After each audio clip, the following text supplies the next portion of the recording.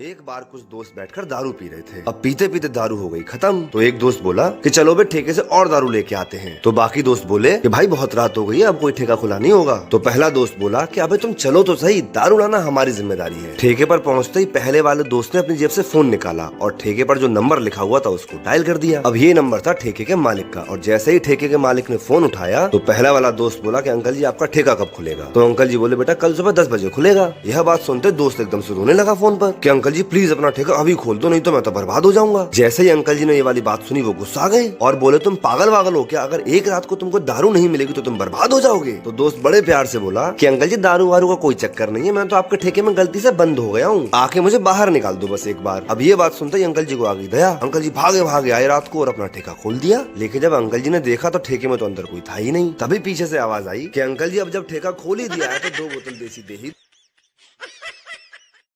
45 दिन ड्राई क्या हुए कि दो दोस्तों ने कसम खाई कि अब कभी शराब नहीं पिएंगे, और इधर कसम खाते ही उधर शराब बिकनी शुरू। अब दोनों ही असमंजस में, करे तो क्या करें। एक ने सलाह दी कि पीने की कसम खाई है मेरे दोस्त, शॉप पर जाने की तो नहीं। आखिर दोनों गए, टेबल ढूंढ कर बैठ गए। अब पीने की लत और जोर मारने लगी तो दूसरा बोला कि भाई पीने की कसम खाई है, मंगाने की तो नहीं। आखिर बोतल और ग्लास मंगाए गए, लेकिन कसम के कारण आगे नहीं बढ़े। फिर एक बोला कि भाई पीने की कसम खाई है, जाम बनाने की तो नहीं। लॉजिक जच गया, शराब डाली गई, 2 पटियाला पैग बनाए गए। अब दोनों मायूस, कसम के हाथों मजबूर, जाम को देखते बैठे रहे। समय बीतता रहा, नशा बड़े बड़ों को गुलाम बना देता है, पर ये दोनों पक्के थे, कसम ली तो तोड़ नहीं सकते थे, चाहे कुछ भी हो जाए। फिर पता नहीं क्या हुआ कि दोनों एक साथ बोले कि भाई पीने की कसम खाई है, पिलाने की तो नहीं। कह के कर दोनों ने जाम उठाए और एक दूसरे को पिला दिए। अब आप लोग ये बताएं कि कसम टूटी या नहीं। दुनिया में सबसे बड़ा कौन है? मंदिर है सबसे बड़ा। मंदिर बड़ा तो धरती पर क्यों खड़ा? तो फिर धरती बड़ी है, धरती बड़ी तो शेषनाग पर क्यों खड़ी? ओए शेषनाग बड़ो है, शेषनाग बड़ा तो शिव जी के गले में क्यों पड़ा? शिव जी बड़े तो फिर पर्वत पर क्यों खड़े? पर्वत बड़ो है नहीं। पर्वत बड़ा तो हनुमान जी की उंगली पर क्यों खड़ा?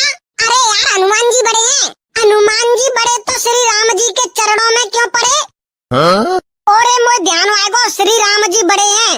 अच्छा श्री राम जी बड़े हैं तो फिर रावण के पीछे क्यों पड़े? अरे तो फिर तू ही बता दे, कोवे सबंते बड़ो। चल ठीक है, या दुनिया में वो बड़ा जो पूरी बोतल पीकर अपने पैरों पर खड़ा।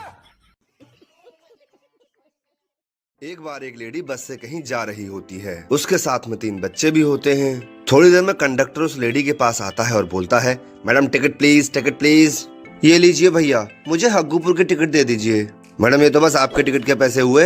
हाँ तो भैया मैं तो बस मेरी टिकट के पैसे दूंगी ना, बाकी सवारियों के थोड़ी दूंगी। अरे मैडम बाकी सवारियों का नहीं मांग रहा, इन बच्चों का मांग रहा हूँ, इनका भी टिकट लगेगा। चलिए पैसे निकालिए जल्दी। अरे भैया ये तो छोटे से बच्चे हैं, इनका किस बात का टिकट लगेगा?